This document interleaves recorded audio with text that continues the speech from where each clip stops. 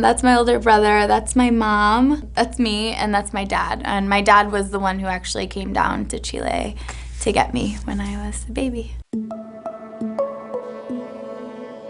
I was born in Peru, but I was adopted when I was about 11 days old, and I was raised in the Central Valley of California. I was adopted from Lima, Peru when I was a week old. So I was adopted from Colombia, and I was raised first in Massachusetts, then in Wisconsin. I was adopted into a strong Italian family, Roman Catholic.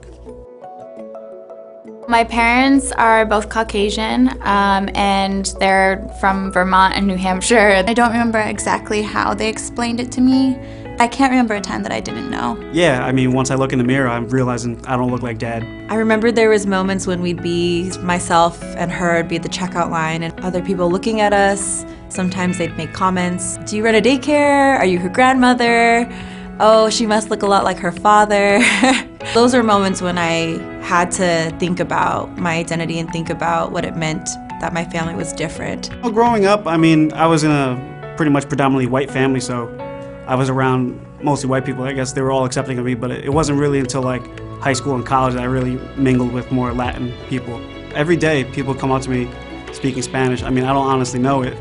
The worst case was some guy was talking to me in Spanish, and I said, "No habla español," and he immediately flips me off. If I walk in a room with a bunch of Latinos, they treat me differently than if I walk into a room with my family or other people that I had grown up with that are all white. One time I was standing there and they said, "Oh, Latinos hate learning. They never want to learn, they never want to study in school, they're never successful," and they went on. And finally I said, "Excuse me."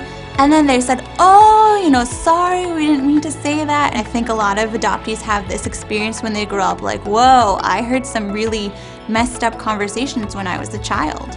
Yeah, I wish I could be more accepted.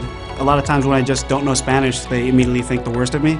But no, it's not by choice. I mean, I'd like to learn it now, and I wasn't raised around that. I mean, people go, "Oh, you don't speak Spanish, you must speak Italian because you're around Italians." No, it's just, My parents actually did a great job of allowing me to explore that part of my identity, and so I really always craved, like growing up watching like Maria and West Side Story, I craved those aspects of culture, wanting to learn about food, I wanted to learn the language, I wanted to know how they danced, what they liked to do, just be around a lot of Latino people. So my parents, starting in 4th grade, provided me the tools to start learning Spanish, so now I'm fluent. Yes, I am a part of the Latino community because I'm Latino, and I was born out of this country and raised here, and a lot of that was not my choice.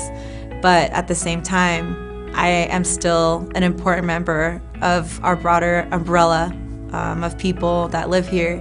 There might be a misconception that, if I was raised in a white family, right, that I might not understand the culture, but I think as with anything, there's cultural transference and things that we can learn from each other and teach each other. Yes, I'm an adoptee. Yes, I was born in Peru. Yes, I'm American.